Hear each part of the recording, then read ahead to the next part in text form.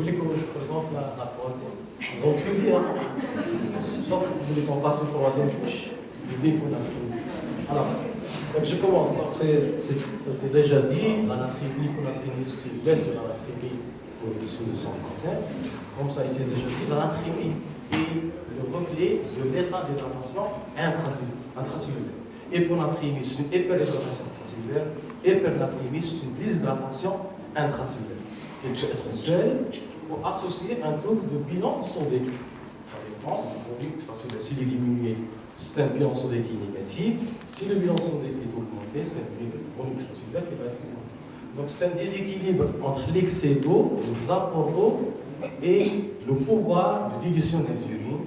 Et bien évidemment, l'ionogramme urinaire est obligatoire pour pouvoir faire le diagnostic et ajuster le traitement après avoir une place de traitement.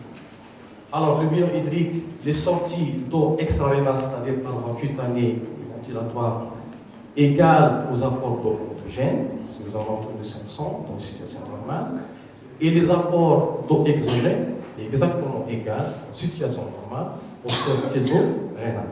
C'est-à-dire quelqu'un qui boit 1 litre, il doit obligatoirement uriner 1 litre. À la phase initiale, il y a un excès d'eau par rapport aux sorties, et pendant la phase d'entretien, il y a une incapacité orale à extraiter l'excès d'eau. Bien sûr, dans 90%, c'est un problème d'excès de sécrétion d'ADH, et dans 10%, l'ADH est bas, c'est-à-dire que le problème est dû à un excès d'eau et une capacité dépassée de dilution des urines. Alors, ça a été déjà dit. Le pouvoir maximal de concentration, c'est 1200. De dilution maximale, c'est 60. C'est-à-dire, pour un sujet normal, avec un apport à 600, il va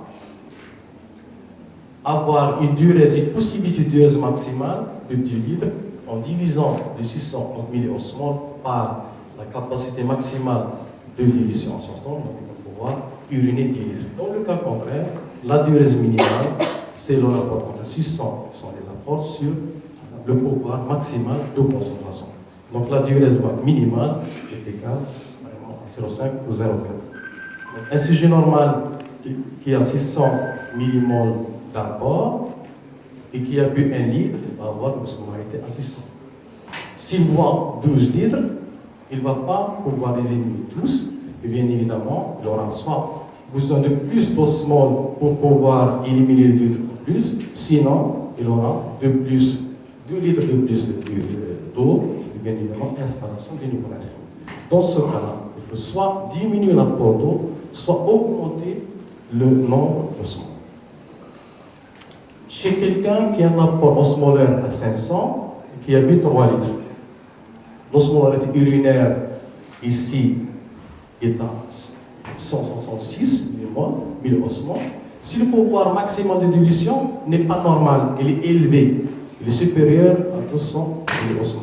Dans ce cas-là, on aura également une hyponatrémie. Donc ça a été déjà dit, donc l'hyponatrémie, c'est un trouble de bilan hydrique qui va être soit isolé, et dans ce cas-là, volume extracellulaire normal, soit on a l'augmentation des deux, mais avec une part plus importante d'eau, et dans le troisième cas de figure, la diminution des apports de sodium, mais avec une part plus importante d'eau. Dans tous les cas, le bilan hydrique est positif. Soit il est seul, soit il est associé à un déséquilibre de bilan sodium. La classification, ça a été déjà dit également. Je voulais juste dire, donc ça c'est en fonction du chiffre de l'anatrémie, en fonction de la rapidité d'installation, donc ça a été déjà dit, inférieur à 48 ou supérieur à 48, si on ne sait pas, c'est chronique jusqu'à preuve de contraire. Généralement, on ne sait pas. Si on ne sait pas, il faut la considérer comme une hyponatrémie chronique. D'accord? La sévérité, quel que soit, le mot-clé, c'est quel que soit le chiffre de natrémie, il faut considérer une natrémie modérément symptomatique, c'est en assassinat. Confusion, nausée, céphalée, etc. C'est une natrémie plus grave, c'est une hyponatrémie qui est sévère, quel que soit encore une fois le degré de baisse de la natrémie. Alors, démarche diagnostique, hyponatrémie, la première des choses à faire, c'est de demander l'osmolarité plasmatique. Donc, on est devant trois cas de figure. Soit l'osmolarité est normale, soit elle est basse, soit elle est élevée. Dans les hyponatrémies isotoniques, c'est vraiment exceptionnel et généralement, le contexte, il est connu. Le contexte d'une maladie de Waldenström, d'un myélofibrotique ou d'une augmentation du triglycéride. Ici, vous avez la formule pour pouvoir corriger l'anatrémie. 10 grammes de triglycérides abaisse l'anatrémie de 2 minimum. Si on veut corriger l'anatrémie corrigée liée à l'hyperprotéinémie, donc c'est le sodium fois 1000 sur 1000 moins la somme de protéines plus les lipides. C'est un problème de dilution. Toutes les techniques qui utilisent la dilution, il y aura un problème de dosage, de résultat de l'anatrémie si on a un excès de solides, soit les protéines ou les lipides. Si on n'utilise pas la technique avec dilution, il n'y aura pas ce problème. C'est un problème qui est vraiment technique. L'hyponatrémie hypertonique, il est dû essentiellement soit à l'hyperglycémie, c'est le cas le plus fréquent, et dans ce cas-là, le taux osmotique, il est normal. Le taux osmotique, c'est l'osmolarité mesurée moins l'osmolarité calculée. Si on a un taux osmotique normal, c'est souvent un problème d'hyperglycémie. Et toute augmentation de glycémie de 2,4, toute augmentation de glycémie de 5,5 minimum de 1 gramme va induire une baisse de l'anatrémie de 2,4. Et c'est le tableau qui montre ici l'anatrémie mesurée et la vraie anatrémie en fonction du taux de la glycémie. Exemple, chez ce patient-là, il a une anatrémie mesurée à 135. S'il a une glycémie à 4, à 3 par exemple, la vraie anatrémie c'est 140. Donc c'est un tableau qui récapitule tout. Alors, l'hyponatrémie hypertonique, c'est pas une déshydratation, c'est pas une hydratation, hyperhydratation intracellulaire. C'est une déshydratation intracellulaire. C'est l'inverse, parce qu'il y aura une sortie d'eau de l'intracellulaire vers l'extracellulaire. Et dans ce cas-là, si on fait une restriction hydrique, on va aggraver encore l'hyponatrémie et l'osmolarité plasmatique. Elle est généralement due à l'apport de solides osmotiques qui sont généralement connus chez les malades de réanimation, chez un malade par exemple qui a besoin de perfusion de magnétose. On sait que le malade a pris du magnétose, si on a une hyponatrémie, il faut qu'on dose l'osmolarité plasmatique. Alors, l'hyponatrémie, généralement, elle est hypotonique. Et comme en pratique, on ne dose pas l'osmolarité plasmatique, les recommandations disent, si vous n'avez pas de cause évidente, soit d'osmolarité normale ou d'osmolarité élevée, il faut la considérer comme une hyponatrémie avec hypotonique. D'accord? S'il n'y a pas de causes évidentes qui sont ici, qui vont entraîner soit une hyponatrémie isotonique ou hypertonique, il est considéré comme une hyponatrémie hypotonique. Donc le point de départ, c'est ça. Hyponatrémie, il est souvent hypotonique. Après avoir éliminé une hypertonie, soit en rapport avec des osmoles iatrogènes, soit en rapport avec une hyperglycémie, soit en rapport avec un problème technique dans l'hyponatrémie isotonique. Donc classiquement, hyponatrémie, éliminer les causes d'hyponatrémie non hypotonique. Donc le plus souvent, c'est une hypotonique. Si les sévères, donc il faut qu'on traite en urgence. Sinon, il faut qu'on passe au dosage ou à l'évaluation plutôt de l'osmolarité urinaire. Donc l'algorithme diagnostique il est basé sur 3 éléments. D'abord, l'osmolarité urinaire, puis le volume extracellulaire pour voir si les normales diminuent ou élevées, et après, le sodium urinaire. Mais cette démarche-là, dans cette démarche-là, on peut se tromper, parce que parfois, on peut passer à côté d'une hypovolémie en disant que c'est un volume normal. En disant que c'est un volume normal, alors que c'est un volume qui est diminué, ça dépend des patients. C'est pour ça que les recommandations européennes, ils disent qu'il faut évaluer l'osmolarité urinaire, d'abord le sodium urinaire, et en troisième lieu, vraiment le volume extracellulaire, évaluer le volume extracellulaire à la fin. L'urinogramme sanguin et urinaire doit être fait en même temps, l'osmolarité urinaire et le sodium urinaire également en même temps, et généralement on n'a pas besoin de doser l'ADH ou de faire le test de Charpentier pour arriver au diagnostic. Alors, osmolarité urinaire inférieure à 100, donc une réponse rénale qui est adaptée, c'est soit la potomanie, soit des apports osmotiques faible, soit le syndrome de type intense. Dans ce cas-là, ce sont des apports d'eau qui dépassent les capacités d'excrétion rénale, qu'ils soient normales ou altérées, indépendamment de la sécrétion d'ADH. Ce n'est pas un problème de sécrétion d'ADH. Potomanie, apport standard 600, il boit 12 litres. Osmolarité, pour pouvoir éliminer 12 litres, il doit baisser à 50. 50, ce n'est pas possible, donc il va obtenir 2 litres de plus. Bien sûr, installation d'hyponatrémie. Le traitement, tout simplement, c'est réduire les apports hydriques. Ça, c'est. Le deuxième cas de figure, il boit un peu plus, mais il a des apports alimentaires très bas. Pour pouvoir éliminer les 4 litres avec cet apport-là, ce n'est pas possible, parce qu'il faut une diminution à pouvoir de concentration urinaire supérieure à la normale, qui est 60. Ce n'est pas possible, donc il va avoir 2 litres de plus. Le traitement, c'est quoi? C'est apporter plus d'osmose et diminuer un peu les apports hydriques. Et dans ce cas-là, on aura un équilibre entre le sodium et l'eau. Le deuxième cas de figure, et c'est la situation la plus fréquente, c'est qu'on a une osmolarité urinaire supérieure à 100. Ça veut dire quoi? Ça veut dire que la pH marche encore, réabsorbe encore, et dans ce cas-là, on va évaluer le compartiment extracellulaire. Extracellulaire, il soit diminué, c'est-à-dire une hypovolémie. Dans ce cas-là, il y a un stimulus hypovolémique. Soit il est augmenté, et dans ce cas-là, on a une hypovolémie efficace. Ce n'est pas un problème de volémie. Ici, la volémie, il est supérieure à la normale. Il n'est pas diminué.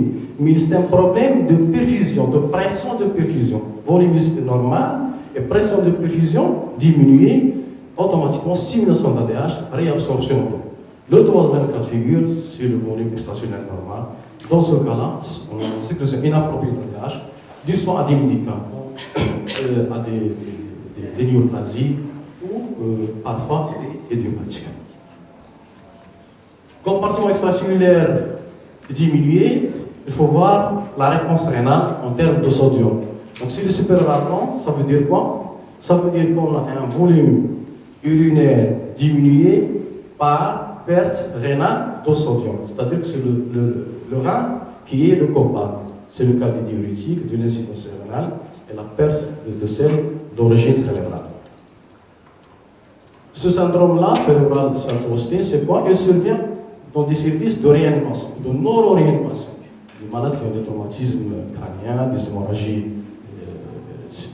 arachnoïdiennes, ou des pathologies cérébrales, méningites ou autres. Le diagnostic, c'est quoi le problème? C'est un problème de diurèse augmentée, de natriurèse élevée, avec installation d'hypovolémie. Donc c'est une hypovolémie vraie, avec perte rénale de sodium d'origine cérébrale, due à la sécrétion des peptides natriurétiques qui vont augmenter l'excrétion rénale de sodium et qui vont empêcher l'action de l'ADH. Le traitement, c'est quoi? C'est la perfusion de sodium. Ces malades de neuroréanimation vont avoir soit ce syndrome-là de perte de sel, soit une sécrétion inappropriée d'ADH. Et là, le problème se pose. C'est quoi le diagnostic? Est-ce que c'est une perte de sodium? Est-ce que c'est une réabsorption d'eau? Et dans ce cas-là, et le traitement, il est différent. Dans la perte de sel, le traitement, c'est le remplissage. Dans la sécrétion inappropriée d'ADH, le traitement, c'est la restriction hydrique. Et souvent, on a du mal à faire la part des choses. Dans tous les cas, il faut commencer par un test de remplissage à base de sérum salé isotonique. Si le malade répond, c'était une perte de sodium. Si le malade ne répond pas, c'est le temps d'une sécrétion inappropriée d'ADH. Le deuxième cas de figure, hypovolémie et le sodium, il est inférieur à 30, c'est-à-dire que la perte de sodium elle est extrarénale et le rein réagit par réabsorption maximum de sodium, c'est la perte digestive cutanée, troisième secteur, ou également l'hyponatrémie qui survient en cas d'activité physique, qu'elle soit intense, de compétition, ou qu'elle soit light. C'est ce syndrome-là, l'hyponatrémie associée à l'exercice physique, qui survient soit au moment ou juste après l'activité physique, avec ou sans présence de symptômes cliniques. Il est dû à quoi? Il est dû à des consommations de liquide sans ossement, avec parfois une perte de sodium. Donc généralement, les mécanismes sont associés. Donc, une perte de sodium par voie cutanée et des apports hydriques pauvres en osmose. C'est une hyponatrémie hypovolémique qui nécessite un traitement en urgence en cas de signes cliniques graves, soit en cas d'hyponatrémie légère, c'est des apports de sodium par voie orale, si on a une hyponatrémie qui est sévère, il faut passer comme dans le cas des autres situations au cerveau salé et hypertonique. La prévention, c'est quoi? C'est de faire l'activité physique, mais attention aux apports excessifs. Il faut boire en cas de soif. Il faut boire en cas de soif, donc c'est recommandé. Il faut éviter également, pour les marathoniens, je ne sais pas si on est là, donc il faut éviter de boire à chaque fois que quelqu'un nous donne sur le trajet de la course. Il y a des gens qui nous donnent à chaque fois de l'eau. Donc boire. On peut, dans cette situation d'hyponatrémie par apport hydrique excessif sans apport d'osmose. Volume extracellulaire augmenté, c'est classique. Donc, soit on a un sodium qui est élevé, dans ce cas-là, c'est soit une insuffisance rénale aiguë, plutôt une insuffisance rénale chronique, soit c'est un sodium qui est inférieur à 30, donc c'est le cas de l'hypovolémie qui est l'hypovolémie efficace. Troisième cas de figure, et c'est le cas le plus fréquent, c'est en cas de volémie normale, avec un sodium supérieur à 30, ce soit un syndrome inapproprié d'ADH dû aux médicaments, dû à des maladies endocrines, dû à des médicaments ou idiopathiques. Donc, en cas de volémie normale, il faut qu'on pense à autre chose. C'est que c'est inapproprié d'ADH d'origine endocrine. Mais si on a un doute, on peut toujours faire un test de perfusion. S'il s'améliore, c'était une hypovolémie. S'il ne s'améliore pas, il faut chercher autre chose, notamment les possibilités et les insuffisances en glycocortiques. Si le bilan hormonal est normal, il faut chercher sur la liste des médicaments s'il y a des médicaments qui peuvent entraîner cette sécrétion inappropriée d'ADH, notamment les antidépresseurs, les anti-inflammatoires, etc.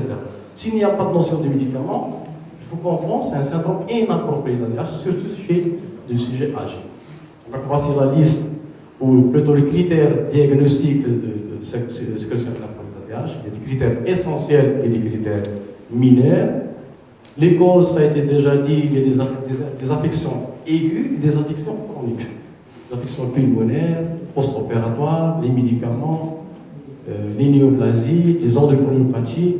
Et il y a également des médicaments qui potentialisent l'effet de l'ADH par certains médicaments. Et il y a également l'apport exogène d'ADH.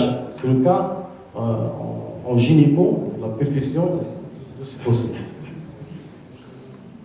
Donc ça, c'est le tableau complet. Évaluation de volume extracellulaire diminué, normal et élevé. Et après, on va voir si le sodium, la sécrétion de sodium est adaptée ou inadaptée. Cas clinique, 74 ans, une patiente de 74 ans hospitalisée pour confusion, hypertendue sous bithérapie, thiazidique et ARA2, une impression normale, un poids 55 kg, il n'y a pas de signe de surcharge. D'accord? Donc la natrémie est basse à 108 et le bilan urinaire, donc l'insodium à 46, potassium à 41 et une urine à 16. Donc les hypothèses diagnostiques. Est-ce que c'est une appropriée d'ADH, hyponatrémie de dépédition ou une potomanie?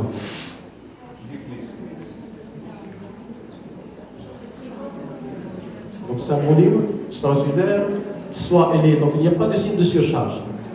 Donc, soit un volume normal, soit un volume de mieux. Donc, parce que le volume extracellulaire élevé, c'est classique, c'est facile. Le problème, c'est pouvoir faire la différence entre un volume extracellulaire normal et diminué. Alors, c'est une hyponatrémie, il n'y a pas d'hyperglycémie, l'osmolarité plasmatique, c'est 231, donc nous sommes devant une hyponatrémie hypotonique. L'osmolarité urinaire, le premier exemple à faire, elle est inadaptée, elle a 380. Et le sodium, il est supérieur à 45. Donc, soit sécrétion inappropriée d'ADH, c'est un problème, de perte de sodium. D'accord? Dans le doute, on a fait un test de perfusion. Donc, ce n'était pas clair pour nous. Donc, on a fait un test de perfusion. Et il y avait une augmentation rapide de sodium. On est passé de 113, de 108 à 124. Donc, on a plus de ça. Ce qui a été déjà dit par Ghislain. Le fait de remplir par le sérum salé va rétablir rapidement la boulimie, inhibition de sécrétion d'ADH, augmentation rapide de sodium. Donc, il faut faire attention lors du remplissage. Il y a des formules qui permettent une augmentation précise, une estimation d'augmentation de natrémie. Il ne faut pas chercher l'augmentation de 10, il faut chercher 4 ou 6. Si on a une erreur, on peut augmenter jusqu'à 8 ou 10. Nous sommes toujours dans la marge tolérée. Alors, c'était quoi? C'était une hyponatrémie, puisque le remplissage était efficace. C'était une hyponatrémie avec déplétion induite par l'hystiazide. Donc, il faut changer le traitement thiazidique. Voilà. Alors, faut-il traiter la réponse IO? Il est augmenté, il est associé à l'hyponatrémie. Il n'y a pas d'hyponatrémie asymptomatique, ça n'existe pas. Soit elle est cliniquement évidente, soit il y a autre chose. Donc il y a l'hyponatrémie associée à la marche, trouble d'équilibre, ça a été déjà dit. L'hyponatrémie est associée à un risque de chute, de fracture, de chute, qui est multiplié par 67 fois plus de risque par rapport au groupe contrôle. C'est vraiment énorme. Le risque également de fracture. Dès qu'on a une baisse de l'hyponatrémie au-dessus de 135, le risque de fracture est très important. Donc il n'y a pas d'hyponatrémie chronique. Le problème c'est quoi? Dans l'hyponatrémie aiguë sévère symptomatique, si on ne traite pas, c'est l'œdème cérébral. Si on traite de façon inadéquate, c'est le risque de la minimisation symptomatique. Et dans l'hyponatrémie chronique asymptomatique, il faut la traiter parce que le risque de chute, le risque de trouble de la marche, d'attention, etc. Mais il faut savoir traiter. Si la baisse de l'anatrémie supérieure à 10, il faut l'augmenter. S'il est inférieur à 10, il faut chercher l'étiologie et traiter la cause. Donc l'hyponatrémie chronique asymptomatique, les recommandations d'ordre général, il faut arrêter tout apport liquide non indispensable, il faut arrêter les médicaments et il faut chercher la cause. Il faut éviter de traiter dans le seul objectif d'augmenter l'anatrémisme. Il faut chercher à traiter la cause. En cas de volume extracellulaire élevé, les recommandations européennes disent qu'il faut éviter d'augmenter l'anatrémie seule dans l'hyponatrémie légère et modérée. Il faut faire d'abord comme première ligne une restriction hydrique et il faut pas donner, il n'y a pas d'indication au vasopressine, il n'y a pas d'indication au tétracycline. En cas de réduction de volume, le traitement c'est le remplissage par le sérum isotonique. En cas de sécrétion inappropriée de l'ADH, les traitements disponibles, c'est d'abord, dans tous les cas, traitement de la cause, la restriction hydrique pour tout le monde, et après, il y a d'autres possibilités si la restriction hydrique n'est pas suffisante. Et généralement, il n'est pas suffisant. La restriction hydrique seule, généralement, il n'est pas suffisante pour corriger l'hyponatrémie liée au syndrome inapproprié d'ADH. On peut être amené comme traitement de deuxième ligne à donner des diurétiques, du l'urée. L'urée augmente et inhibe la diurése sans diminution de potassium. Tétracycline également, il inhibe l'action de l'ADH. Et les antagonistes des récepteurs, il y a plusieurs études qui ont évalué l'efficacité des antagonistes des récepteurs d'ADH dans la correction de l'anatrémie. Il y a un effet positif, certes, sur l'augmentation de l'anatrémie, soit dans le traitement de courte durée ou de longue durée. Le problème, c'est quoi? C'est à chaque fois qu'on arrête le traitement, il y a une récidive de l'anatrémie. Autre chose, il n'y a pas d'effet sur la mortalité. C'est pour ça que les Européens disent qu'ils sont contre la prescription de ces antagonistes dans le traitement de l'hyponatrémie. Donc, première ligne pour les recommandations européennes, hyponatrémie modérée ou profonde, restriction hydrique. Deuxième ligne, apport durée à la dose de 0,25 à 0,5 g par jour ou association de diurétique de lance, parce que c'est le lance qui entraîne une diurèse non osmotique, une diurèse plutôt hydrique avec des apports oraux de sodium. Dans la deuxième ligne, il n'y a pas d'indication de tétracycline, de lithium, d'antagonisme récepteur, et également, voilà, de lithium également, et d'antagonisme récepteur. En France, par exemple, en cas d'échec de traitement de première ligne et de deuxième ligne, il recommande, après avis d'experts, de donner les antagonistes récepteurs probablement à la dose de 15 à 60 mg par jour par an. Les autres causes, hypothyroïdie, c'est le traitement hormonal d'hypothyroïdie, déficit en glucocorticoïdes et cortisone. Bien évidemment, si on a des apports faibles en osmose, il faut apporter plus d'osmose pour entraîner l'expression rénale adéquate. Le traitement, c'est la restriction hydrique. Rapidement, hyponatrémie asymptomatique, si on a une baisse plus de 10, il faut traiter. S'il est inférieur à 10 au chronique, traitement de la cause, dans tous les cas. Hypoglycémie brève, traitement de la cause plus réhydratation. Hypoglycémie efficace, traitement de la cause, pas de réhydratation, plutôt restriction, pardon, c'est restriction hydrique. Dans la séquence inappropriée d'ADH, traitement de la cause, restriction hydrique comme traitement de première ligne. Par la suite, apport des osmoles ou la Zélix plus NACF orale, les antagonistes récepteurs de l'ADH. Jamais en cas d'hypoglycémie, jamais, sont contre-indiqués en cas d'hyponatrémie hypoglycémique. Dans certains pays, ils donnent des vacants dans la sécrétion NADH, l'insuffisance cardiaque, la cirrhose décompensée. Les recommandations américaines, ils recommandent, contrairement aux recommandations européennes, ils recommandent dans l'hyponatrémie chronique, dans la sécrétion inappropriée d'ADH, la tétracycline, l'urée ou les vacants, contrairement aux recommandations européennes. Je termine par la prise en charge de l'hyponatrémie chez les modélisés. Gisèle m'a demandé, il m'a envoyé l'article qui traite cette problématique de correction de l'hyponatrémie chez les modélisés. Parfois, on est amené à dialyser un patient pour une insuffisance rénale aiguë et en même temps, il a une hyponatrémie sévère. Si on corrige rapidement, donc on va rejoindre le même risque de l'hyponatrémie sans dialyse. Cas clinique, patiente 62 ans, insuffisance rénale anémique avec hyponatrémie à 115. Il y a une indication à la dialyse pour l'insuffisance rénale et en même temps, il faut qu'on corrige progressivement l'hyponatrémie. L'objectif, c'est d'augmenter de 6 mmol seulement par litre. Le volume hydrique total chez cette patiente, comme c'est une femme, c'est 50 sur le poids, 0,5 c'est la part d'eau, donc on a 25 litres. Pour augmenter de 6 mmol par litre, la quantité totale, c'est 6 mmol multiplié par le volume hydrique global, donc on va être amené à transférer 150 mmol par litre. La durée de dialyse, c'est 3 heures, donc on va transférer, pour apporter 150 mmol par 3 heures, donc c'est 150 mmol par heure pendant la dialyse. Chaque litre de sang épuré, on va avoir un transfert net de 17 mmol pour chaque litre.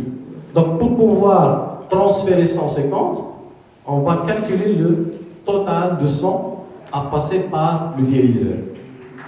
Donc on a 150, ce qui est l'objectif, donc quantité totale, divisé par le transfert net pour chaque litre de sang épuré. Donc on a besoin d'épurer 9 litres. 9 litres pendant 3 heures. Donc 9000 ml par 3 heures, donc divisé par 180 minutes.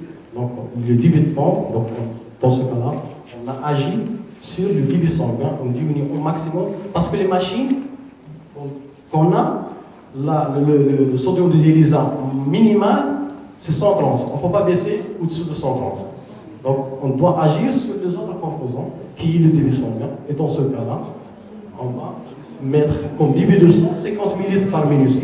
Et dans ce cas-là, on ne va pas utiliser les lignes standards. On va utiliser, même si on a vu, des lignes pédiatriques.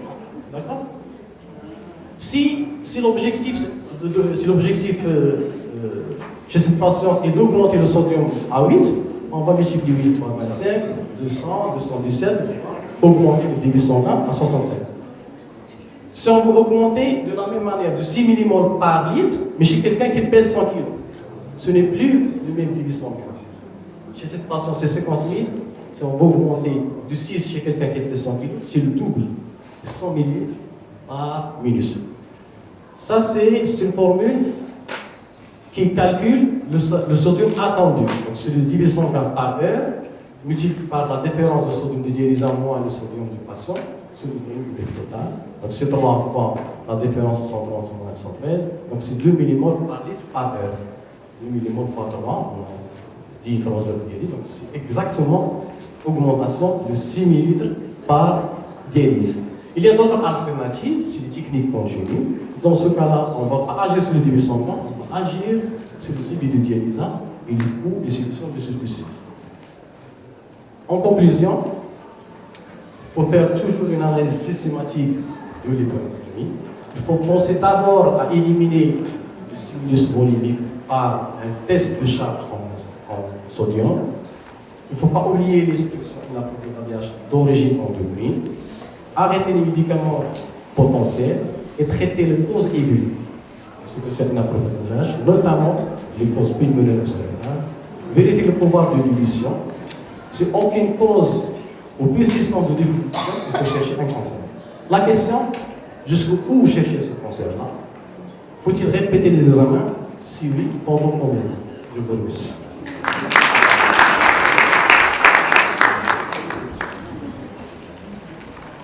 Merci beaucoup, professeur David, pour cette excellente présentation. On a déjà dépassé 11 heures, mais je pense qu'on peut prendre quelques questions.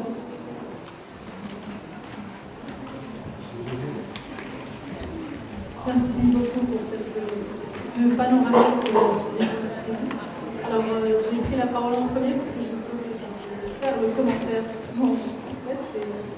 À chaque fois, en fait, quand on assiste à un atelier sur l'hyponatrémie, on a l'impression qu'on a tout compris, que c'est bon.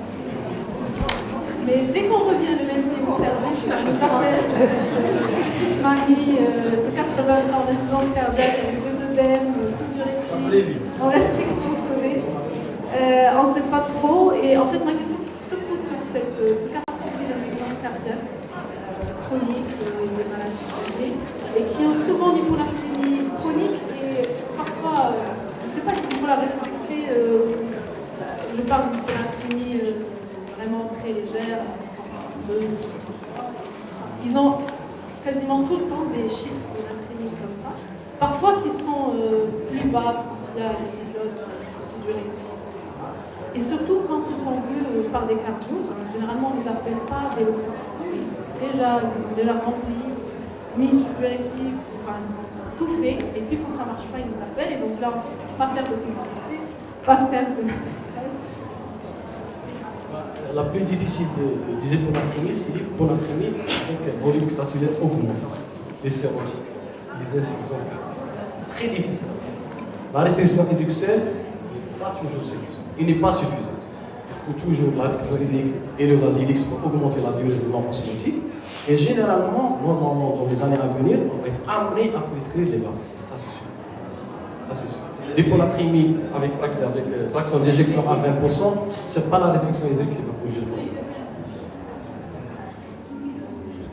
Le problème des insuffisances cardiaques, en libérant le sel, c'est le risque de décompenser l'insuffisance cardiaque lorsque c'est sévère. Donc je rejoins parfaitement ça. C'est la restriction hydrique de diurétique de l'anse qui entraîne une fiévresse hypotonique. Les vaptants, oui, parce que plusieurs auteurs reviennent sur une bonne réponse des insuffisances cardiaques aux vaptants et ça permet de... Alors, mais il faut savoir que toutes les études qui ont été faites sur les vaptants, c'est pour des hyponatrémies légères. C'était des patients qui étaient autour de 128, 129, 130. On arrive à les augmenter à 130, 132. Et je pense que si vous voyez quelqu'un qui a une hyponatrémie en insuffisance cardiaque autour de 130, 131, dans ces zones-là, il ne peut rien faire. Hein. C'est pas des hyponatrémies sévères. Maintenant, dans les insuffisances cardiaques, il y a aussi des auteurs, surtout les Chinois, qui ont essayé l'hémofiltration veno-veineuse continue. Ça marche, c'est très cher, hein. Et c'est invasif aussi comme technique. Est-ce qu'il y a d'autres questions?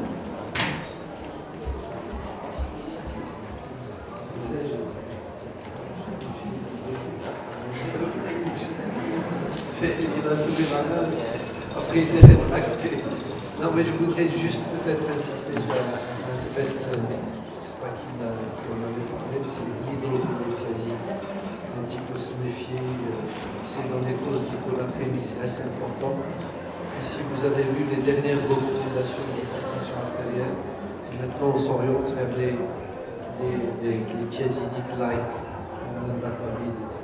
Donc, pensez chaque fois qu'il y a des associations fixes, que ce soit une IECA ou une NARA2 avec l'hydrochlorothiazide.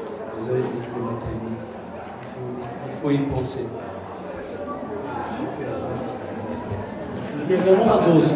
Le thiazidique, c'est 2,5 ou 25. C'est pas la même chose, c'est le double. Pratiquement le double. J'aurais une question pour le syndrome de sécrétion de Madame d'ADH. Finalement, on n'a pas beaucoup de choix. On a la restriction et que les disent. Est-ce que le muret est commercialisé et les vacants, quand vous parlez d'analyse spécialisée, lequel et quand? Moi, au Maroc, je ne sais pas. Je ne sais pas que c'est en France, oui. En France, oui. On m'a dit, voilà, dans le sens. Mais bien sûr, le classification inappropriée d'ADH, le traitement principal, c'est le traitement de la cause. Il faut chercher la cause, et il y a certainement une cause. Pour les CADH, ce que je fais habituellement, enfin moi ce que je fais habituellement, comme il n'y a pas d'urée, comme on ne faut pas donner de lithium ni de tétracycline, c'est restriction hydrique, c'est diurétique de lance, c'est d'essayer de compenser la perte sodée, enfin la faible perte sodée liée au lazylite, enfin liée au furosémide, en donnant du sel oral par une forme de comprimé. Restriction hydrique, stimulation et sel oral, 2 à 3 grammes, et je monitore en fonction de la réponse.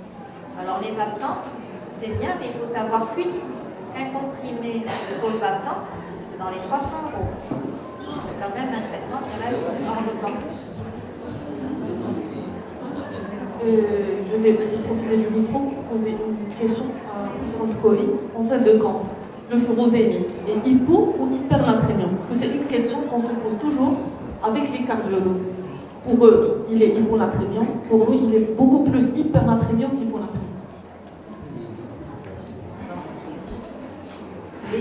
Tu as raison et les cardiologues ont raison aussi. Parce que dans le principe, le furosémide, il entraîne une diurèse hypotonique, il inhibe les capacités de dilution. Vous savez que le furosémide, il bloque le cotransport sodium, potassium de fluor au niveau de la branche ascendante de l'anse de Henle. Il casse le gradient osmotique anticopapillaire et on élimine de l'eau et un peu de sel à l'intérieur. Mais au final, il entraîne une diurèse qui est hypotonique.